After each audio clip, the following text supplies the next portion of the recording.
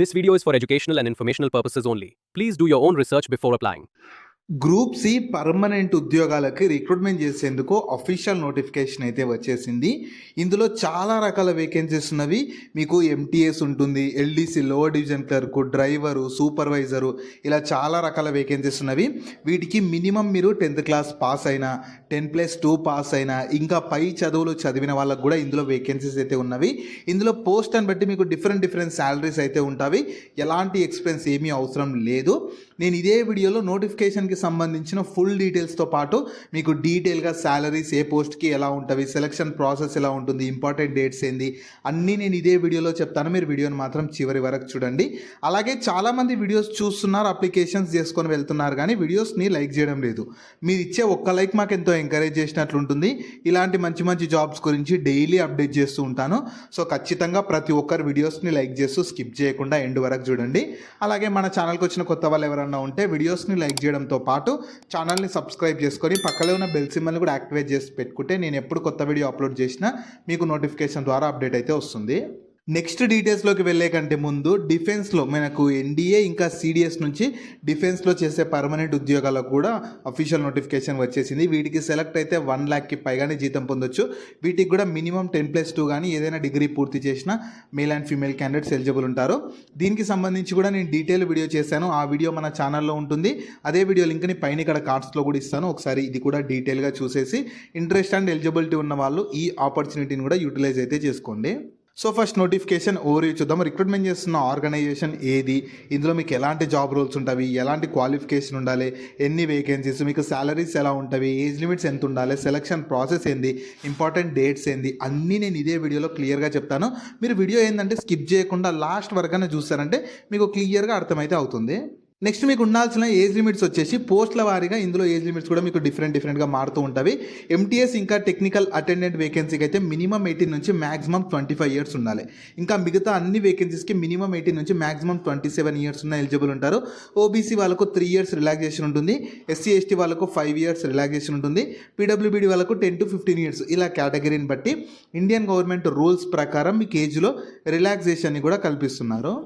Next మీకు salaries ఎలా ఉంటాయంటే ఇవి కూడా పోస్ట్ని బట్టి శాలరీస్ వేరీ అవుతూ ఉంటాయి. ఫస్ట్ ఏంటంటే ఈ సూపర్వైజర్కి, నెట్వర్క్ అండ్ ఈ హార్డ్వేర్ అడ్మిన్ వేకెన్సీస్కి మీకు 7th CPC లెవెల్ 5 ప్రకారం 29,200 నుంచి 92,300 వరకు ఉంటుంది.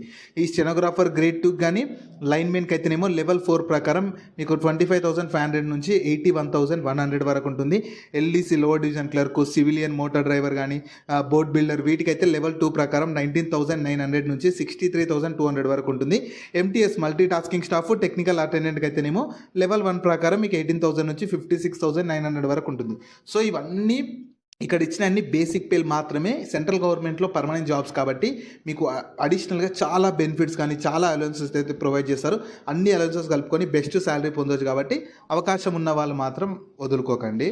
నెక్స్ట్ మీకు క్వాలిఫికేషన్ మాత్రం కొంచెం డీటెయిల్గా చెప్తాను. రకరకాల క్వాలిఫికేషన్స్ ఉండాలి, నేను క్లియర్గా చెప్తాను, స్కిప్ చేయకుండా చూడండి. First LDC lower division clerk అయితే మీరు 12th పాస్ అయితే చాలు. 12th పాటు మీకు ఇంగ్లీష్లో అయితేనేమో 35 words per minute, హిందీలో అయితేనేమో 30 words per minute, కంప్యూటర్లో మీకు టైపింగ్ స్పీడ్ ఉంటే చాలు, ఇంకేమీ అవసరం లేదు. సివిలియన్ మోటార్ డ్రైవర్కి అయితేనేమో 12th పాటు మీకు ఖచ్చితంగా హెవీ వెహికల్ డ్రైవింగ్ సంబంధించి లైసెన్స్తో పాటు 2 years ఎక్స్పీరియన్స్ ఉండాలి.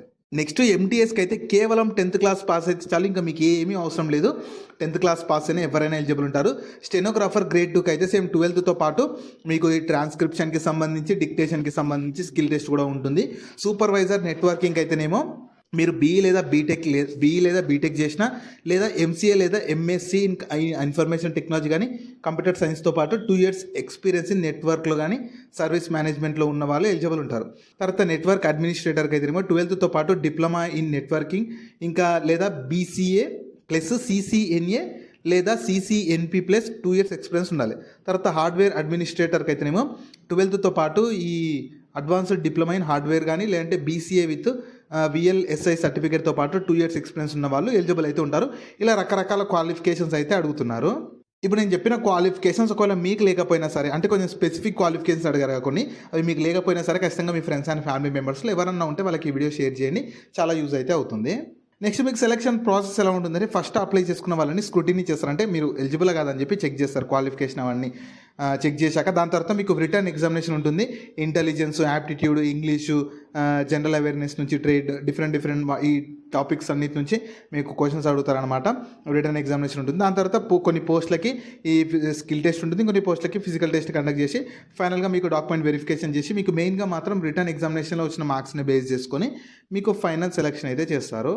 అప్లికేషన్ ఫీ కూడా ఛార్జ్ చేస్తున్నారు. అందరికీ ఒకేలా అయితే లేదు. SC, ST, PWBD, ex service men వాళ్ళకి 100 ఉంటుంది అండ్ మిగతా వాళ్ళకి కూడా 100 ఉంటుంది. సో ఇది అఫీషియల్గా దాదాపు అందరికీ సేమ్ ఉంటుంది. ఇది అఫీషియల్గా మన డిఎస్ఎస్సి సంస్థ వాళ్ళు అయితే ఛార్జ్ చేస్తున్నారు. మీరు బయట పే చేయాల్సిన అవసరం లేదు. ఈ యాక్చువల్గా మీరు అప్లికేషన్ అనేది ఆఫ్లైన్లో ఉంటుంది కాబట్టి మీరు డీడీ రూపంలో తీయాలి. డీడీ ఎలా తీయాలంటే మీరు in the favour of DSSC direct recruitment 2026 అనే నేమ్ తోటి Canara bank, payable at Canara బ్యాంక్లో మీరు ఖచ్చితంగా కోడ్, అక్కడ ఇచ్చిన కోడ్ యూజ్ చేసి మీరు డీడీ తీయాల్సి ఉంటుంది. అప్లికేషన్ ఆఫ్లైన్లో చేయాలి కాబట్టి మీరు ఈ డీడీ తీసాక వచ్చిన రిసిప్ట్ని మీరు అప్లికేషన్ ఫామ్తో పాటు మీరు పంపించాల్సి ఉంటుంది. నెక్స్ట్ ఇంపార్టెంట్ డేట్స్ వచ్చేసి మీకు 23 మే 2026 రోజు ఎంప్లాయ్మెంట్ న్యూస్లో రిలీజ్ అయింది. అప్లికేషన్ కూడా మీకు 23 మే 2026 అంటే మీకు 23 నుంచి అప్లికేషన్ స్టార్ట్ అవుతుంది అనమాట. ఎప్పటివరకు అంటే approximately 21 days from the publication, అంటే మీకు ఎంప్లాయ్మెంట్ న్యూస్లో వచ్చిన డేట్ నుంచి 21 డేస్ వరకు, అంటే దాదాపు ఒక 13th జూన్ వరకు మీరు అప్లై చేసుకోవడానికి ఎలిజిబుల్ అవుతుంటారు. ఇది ఆఫ్లైన్లో అప్లికేషన్ ఉంటుంది కాబట్టి చూసి ఇంట్రెస్ట్ అండ్ ఎలిజిబిలిటీ ఉంటే వెంటనే అప్లై చేసేసుకోండి. ఎందుకంటే పోస్ట్ అక్కడికి వెళ్ళే వరకు టైం పడుతుంది కాబట్టి చూసి ఇంట్రెస్ట్ అండ్ ఎలిజిబిలిటీ ఉన్న వాళ్ళు వెంటనే అప్లికేషన్స్ అయితే పెట్టేసుకోండి. మీకు ఎగ్జామ్కి సంబంధించి కానీ స్కిల్ టెస్ట్, ఫిజికల్ టెస్ట్కి సంబంధించి వాళ్ళు ఇంకా అప్డేట్స్ అయితే ఏమి ఇవ్వలేదు. ఫర్దర్గా వాళ్ళ అఫీషియల్ వెబ్సైట్లోనే అప్డేట్ చేస్తారు. మీరు ఫర్దర్గా అప్లై చేసుకున్న వాళ్ళు ఎవరన్నా ఉంటే వాళ్ళ అఫీషియల్ వెబ్సైట్ని అప్పుడప్పుడు చెక్ చేస్తూ అయితే ఉండండి. సో మీకు అప్లికేషన్ ప్రాసెస్ ఏంటంటే ఫస్ట్ నేను చెప్తాను, దాని తర్వాత చూపిస్తాను. మీకు అప్లికేషన్ అనేది మళ్ళీ చెప్తున్నాను ఆఫ్లైన్లో ఉంటుందన్నమాట. మీకు ఏం లేదు, కింద డిస్క్రిప్షన్లో కామెంట్ సెక్షన్లో, అంటే మీరు వీళ్ళ అఫీషియల్ వెబ్సైట్ నుంచి డౌన్లోడ్ చేసుకోవచ్చు. కింద డిస్క్రిప్షన్లో కామెంట్ సెక్షన్లో నేను డైరెక్ట్ అప్లికేషన్ ఫామ్ ఇస్తాను. ఆ ఫామ్ని మీరు ఏంటంటే డౌన్లోడ్ చేసుకొని మీ నియర్ బై నెట్ సెంటర్కి వెళ్ళి ప్రింట్అవుట్ తీసుకోవాలి. ప్రింట్అవుట్ తీసుకున్నాక దాన్ని మొత్తం మీ ఓన్ హ్యాండ్ రైటింగ్ తోటి బ్లాక్ లెటర్స్లో, క్యాపిటల్ లెటర్స్లో ఫిల్ చేయాలి. నేను చూస్తాను ఆ ఫామ్ ఎలా ఉంటుందో కూడా చూస్తాను. మొత్తం ఫిల్ చేశాక ఫోటో అతికించాలి. ఆ డీడీ చెప్పాను కదా, డీడీ ఉంటుందని చెప్పి ఆ డీడీ రిసిప్ట్, అప్లికేషన్ ఫామ్కి DD receipt, educational certificates, category certificate, experience అన్నీ కలిపేసి మీ నియర్ బై పోస్ట్ ఆఫీస్కి వెళ్ళి ఒక ఎన్వలప్ తీసుకోవాలి. ఎన్వలప్ పైన application for the post of అని చెప్పి మీకు ఏ పోస్ట్ ఇంట్రెస్ట్ ఉంది, ఏ పోస్ట్కి ఎలిజిబుల్ ఉన్నారో ఆ పోస్ట్ నేమ్ రాసి ఎక్కడికి పంపాలంటే the commandant defence service staff college, Willingdon, Tamil Nadu 643231 ఈ లొకేషన్కి అయితే పంపాల్సి ఉంటుంది. దాదాపు 13th జూన్ వరకు పోస్ట్ అక్కడికి వెళ్ళేలాగా మీరు పంపించారంటే మీ అప్లికేషన్ కంప్లీట్ అయిపోతుంది. సో మీకు అప్లికేషన్ ఫామ్ అయితే ఇలా ఉంటుంది. కింద డిస్క్రిప్షన్లో కామెంట్ సెక్షన్లో ఉంటుంది, అక్కడ నుంచి డౌన్లోడ్ చేసుకోవచ్చు. రైట్ సైడ్లో మీ ఫోటో అతికించాలి. మీ డీటెయిల్స్ అన్ని ప్రాపర్గా బ్లాక్ లెటర్స్లో డీటెయిల్స్ అన్ని మీ ఓన్ హ్యాండ్ రైటింగ్ తోటి ఫిల్ చేస్తూ కిందకి స్క్రోల్ చేసి ఇక్కడ డిక్లరేషన్ వస్తుంది, అది మొత్తం చదివేసి place, date, signature of the candidate దగ్గర సిగ్నేచర్ చేసేసి ఆ డీడీకి సంబంధించిన డీటెయిల్స్ కూడా అక్కడ ఇవ్వాలన్నమాట. ఇచ్చేసాక ఈ మొత్తం తీసుకొచ్చి మళ్ళీ చెప్తున్నాను, ఒక ఎన్వలప్ తీసుకొని ఎన్వలప్ పైన application for the post of అని చెప్పి రాసేసి ఇక్కడ ఇచ్చిన అడ్రస్కి మీరు 13th జూన్ లోపు అక్కడికి చేరేలాగా అప్లై చేశారంటే మీరు పోస్టల్ స్టాంప్ వేయాలి. ఖచ్చితంగా ఎన్వలప్ పైన పోస్టల్ స్టాంప్ వేయాలంట. అది కూడా 56 రూపీస్ పడుతున్న పోస్టల్ స్టాంప్ వేయాలని చెప్పి కూడా వాళ్ళు నోటిఫికేషన్లోనే క్లియర్గా ఇచ్చారు. సో దాని తర్వాత మీరు the commandant defence service staff college, Willingdon 643231 Tamil Nadu ఈ లొకేషన్కి పంపించేశారంటే మీ అప్లికేషన్ కంప్లీట్ అయిపోతుంది.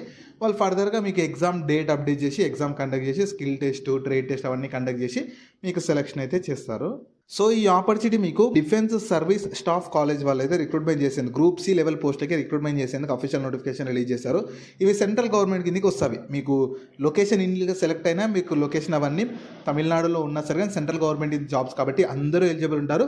మీరు ఫర్దర్గా మన ఓన్ స్టేట్స్లో ఉన్న డిఫెన్స్ కాలేజెస్కి కూడా మీరు ట్రాన్స్ఫర్ చేసుకోవడానికి ఛాన్స్ ఉంటుంది కాబట్టి చూసి ఇంట్రెస్ట్ అండ్ ఎలిజిబిలిటీ ఉండి మాకు మంచి సెంట్రల్ గవర్నమెంట్ జాబ్స్ కావాలి ఆల్ ఓవర్ ఇండియా ఎక్కడైనా సరే అనుకునే వాళ్ళు ఎవరైనా ఈ అవకాశాన్ని యూటిలైజ్ అయితే చేసుకోవచ్చు. సో వీటికి సంబంధించిన లింక్స్ అన్ని వీడియో కింద డిస్క్రిప్షన్లో అలాగే కామెంట్ సెక్షన్లో పిన్ చేసా చూడండి. అలాగే మీ ఫ్రెండ్స్ అండ్ ఫ్యామిలీ మెంబర్స్ అందరికి కూడా షేర్ చేయడం మాత్రం మర్చిపోకండి. మీకు జాబ్స్ గురించి ఎలాంటి డౌట్స్ ఉన్నా సరే కింద కామెంట్స్లో అడగండి, నేను ప్రతి కామెంట్కి రిప్లై అయితే ఇస్తాను.